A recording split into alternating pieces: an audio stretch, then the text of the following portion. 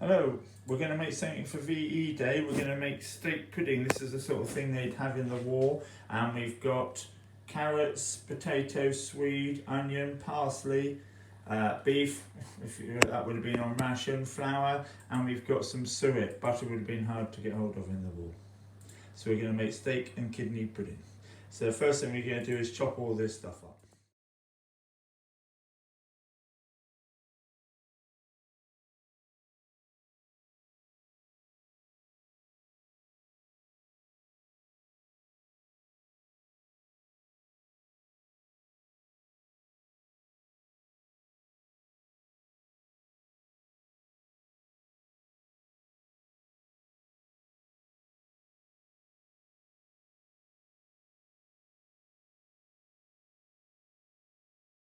Mr. Bloxham here, we're doing some food for VE Day. 75 years celebrating it tomorrow on Friday, so we're doing a few things today. We're doing steak and kidney pudding, boiled beef and dumplings, jam roly-poly, apple cobbler, and maybe a few other bits as well. So the first thing is we're going to make the suet pastry. So this is going to be a savoury suet pastry, and it can be sweet or savoury. So we're going to put some salt in it, seeing it's savoury, a little bit of pepper, and then we're going to add some water to it, mix it up, and we're going to make steak and kidney puddings. I was in the Navy for 11 years, and in the Navy they had a nickname, and they were called babies' heads, and you'll see why when they're cooked. So we're going to put some water in. You'll need about 5 tablespoons per 100 grams, yeah? This has to be a bit more thicker than for dumplings, because I'm going to roll it out. If this isn't enough in here, oh, and I've got to put the suet in, which might help, which I've already weighed out in this bag here. So all that goes in as well, so I should have put that in before I started to put the water in. So I thought I'd already done that, so I have to mix it around now. So no, that's brilliant. No, that would have been a lot better if I put it in before already. But I've got it already weighed out that I want ready. So that's probably about right. Mix it all in, and it's twice as much flour to fat here. So there's 125 grams of suet, 250 grams of flour. And also you can put a little bit of baking powder in if you like. I'll put a little bit of baking powder in. That should also go in with the flour as well.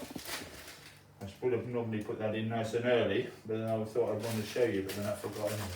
So, not very good. So, that's done. So this will be okay because it's going to steam for at least an hour and a half, so it'll mix up as it's steaming a bit. So I'm going to mix it up. Normally I wouldn't mix it up too much, but I mix it up where I've not really mixed it up the right way. So that one's done. I'm going to make some more of that later anyway. So then we're going to cut some off. We need 3/4. Actually, I'm going to make two. I'm going to make 2 different ones here because I've got some raw meat here and I've got some cooked meat. So I'm going to do them 2 different ways. Normally you get a Pyrex bowl a bit like this. This will be far too much for us, and I haven't got a smaller one now. I've only got this. Hopefully this will be okay to be steamed. So we steam it and we don't bake it. So we can put it in the water like that. It's got water in. Cover it up with foil, or you can put a trivet underneath as well. I've also got a proper steaming type machine there, which is called a multi-cooker, which I'll show you in a minute. So I've got a flour shaker here. So I'm going to need a little bit of this, and I'm going to make the other one in a tin, believe it or not. I'll tell you what, I'm going to make it in the tin. When I was in the Navy, a ship has to have 3 months food, or used to. I don't know what the rules are now, probably still the same. And we used to get these steak and kidney puddings in these tins. You used to open both ends, push it out, and that'd be 2 portions. And they were mainly for emergencies. We used to have them now and again to use them up, but if there was a war and you couldn't get any more food, we had loads of tin stuff, and that was one of the things that we had on there. In the war years ago, they were keen to have corned beef and spam. Yeah, corned beef and spam were, you know, because you couldn't get loads of food. A bit like now, really. The foods we can't get at the moment. Flour, yeast, and eggs are quite hard. Toilet rolls, obviously not food, but they're actually notorious. You could grease it, probably don't need any greasing. So put this one in here first. Line this one in here. Now I'm going to put the cooked one in this one. So I can cut this excess off. I'm just going to put a round bit on top. You know, or I can have it a little bit overhanging actually. I'm going to have it a little bit overhanging, because then it will stick to it a little bit easier. So I'm going to have it a little bit overhanging.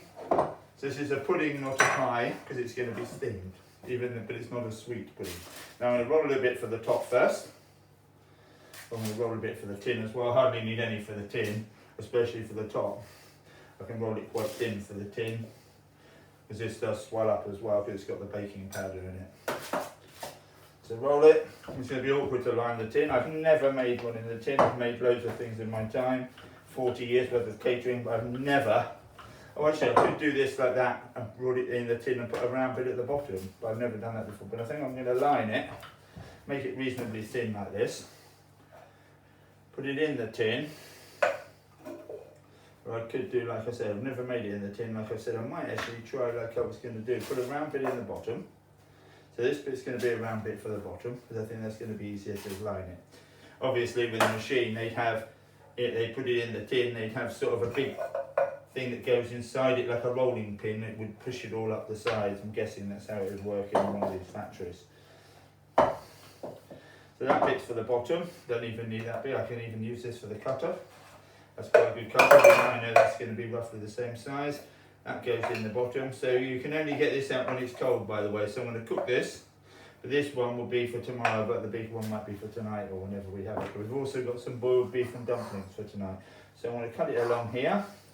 So this should be the circumference of it, which will be roughly the right amount, I think. So I'm going to put that in there. Line it like so. Don't know if the cameraman can see this very easily. You can always move, the cameraman can always move a bit nearer. So in here. Then I'm going to put the raw meat in this one. So raw meat in this one, cooked meat in that one, and we're going to taste them and see. I think they're both pretty good. So this one's the cooked one. I've cut it up. The one that's raw, one disadvantage of the raw one, you have to cut it quite small. Now it's a bit runny on purpose. I've left this one runny on purpose because this is cooked. This will thicken up a bit, and I like a bit of gravy with it. So this one in here, and I've actually thickened this one up. The other one isn't going to cause a look at that. Sorry, that's about the right amount in there, I reckon. Saves wasting this gravy here. I'm going to get the spatula out if I can find one, that's good. Going to scrape this. So this is the cooked one. Now steak and kidney would be better. I like kidney and so does my son, but my wife doesn't, and we couldn't get any kidney. So I would have made it with kidney if I had the chance. Now this one here is the raw meat. This would easily be enough for them. Might be a little bit left over, which I'll be able to use something else. Might be able to do something with that. So in here, now you could sprinkle some flour in here so it could thicken up a bit so there's a bit of gravy, or you don't have to. So I'm debating, what do you reckon? So my cameraman's nodding no, so I'm not going to bother with that. So a little bit of salt in there, I haven't put the salt in yet. A parsley and onion in there, by the way, but this one I've cut up smaller on purpose because it's going to cook. This one, if it was raw, would take 3.5 hours, I reckon. This one, 1.5 hours. But with raw, this one with raw, I'm going to make sure it's definitely cooked. And also the advantage of doing it with the cooked, it might be more tender, but this should be good. Solid meat, look at that. You don't normally do this in a pie or a pudding. In here, I'm going to stuff it too tight. That'll be enough because I think it'll swell up a bit. Then I'm going to put some water in. You definitely need some water in there to about 1 centimetre off the top. Yeah, so otherwise that'll make it too dry. That's it, a bit more, about 1 centimetre off the top. And this bit here I'll make something with. I'll see what I can make, maybe another small one with that. Then I'm just going to put the lids on. I think I'm going to have about the right amount of stuff here, because that's going to be the lid for the small one. And this can be the lid for the large one. And then I might make something else with that. It doesn't have to be Suet stuff. So roll this one out. And they didn't have tin foil, would have been quite hard years ago. Even when I was in the Navy, we didn't have any tin foil. We used to just wrap everything with paper or with tin foil. Normally paper, and didn't very rarely have tin foil as well. So a little bit bigger. Now obviously everybody wraps everything with tin foil. Cut it off. This is going to swell up a bit. And normally they used to have muslin years ago. Used to wrap it with muslin as well. No, look at that. That's that one done. Little round one here. Actually, I'm going to use this little bit here. I'm going to use that bit. I might be able to make a small one for that. I'm going to see what I can make. Oh, I might make it like a ramekin in a minute, but I'll make that without you watching because you won't need to see that. So, you know, that should be enough. You can see it's nice and solid. It is going to swell up a bit. Never made it in these before. I'm going to put a tiny bit more in. Where's the water in? There's definitely some water in there. Tiny bit more water. Normally you'd have like a pudding basin. I've got some brilliant ones at school. That's these stainless steel, they'll be perfect for these. So that goes on top like so. Cut the excess off. This will be a nightmare to get out unless it's cold, and then I have to take the other end of the tin off. This would be good to see what it looks like. So this would be like what they might have had in the war on the ship. If they went to sea, they could have had that. So that's going to be to use that bit up in there. So 2 ways to use this. So this one's going to go in here. Then you can wrap it up with foil. But like I said, they didn't have much foil those days. So do it with muslin. So that's a little bit small. So I'm going to get a bigger bit of paper than that. Oh, I've got, as you can see, I've got some beer out here.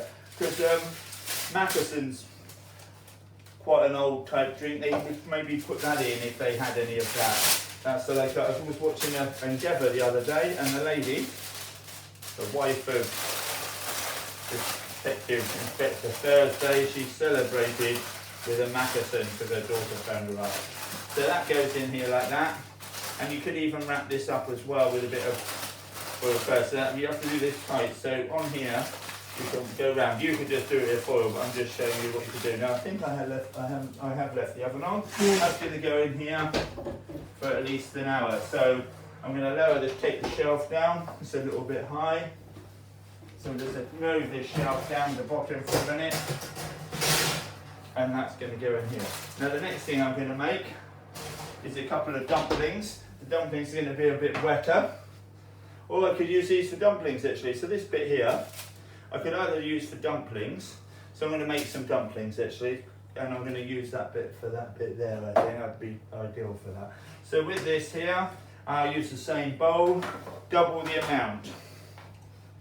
But I'm not going to put any salt in this one, or I am going to put the salt in it, so I'm going to have to make some more in a minute. So I'm going to weigh up here, I'm only going to do 100 grams of flour, if that actually, 80 grams of flour. 80 grams of flour, a little bit of baking powder. I've got some strawberry jam for the roly-poly. I'm going to put a bit of salt in this one. Pepper if you want to, you can put herbs in it as well. Then I'm going to put a bit of water. Normally about 4 tablespoons for this, I reckon. Let's see if I'm about right. This is quite a big tablespoon. That's a normal tablespoon here. This is about 4 tablespoons. I obviously need the suet in there, nearly forgot that again. So, beef suet. So suet is obviously from beef, you can get vegetable suet. I've got a big packet of this somewhere, out on my table, and this is the one that's weighed up for in a minute for the roly-poly, but I've got some more suet somewhere. Maybe I'll put it back in the cupboard. Oh, here it is. So, I don't know, I'll put it back in there so I know what it is. So in here, 40 grams of that. So 120 grams of done. Yeah, beef suet, you can get vegetable suet. You get big lumps of fat and you can grate it, that's really good, even better, but I should have got that from the butcher if I thought about it before, but it's a long way to go. 2, 3, 4, this should be about right. I might need 1 more tablespoon. It won't quite 4 tablespoons, another good tablespoon. And then these are going to go with the boiled beef if the cameraman goes over. So rather than roast beef, which we would normally have, in the war they did boiled beef because they had cheap cuts of meat. So I boiled it with some carrots and some onions. Don't need the string, but it's just to hold it together. So that's half the joint of beef and the other half was for the roly-poly. So these will take about 40 minutes. I'm going to make 4 dumplings. My son will have 2 and my wife and I will have 1 each. So I'll try and make them a bit even. This bit here I'm going to make some more. So they're dumplings.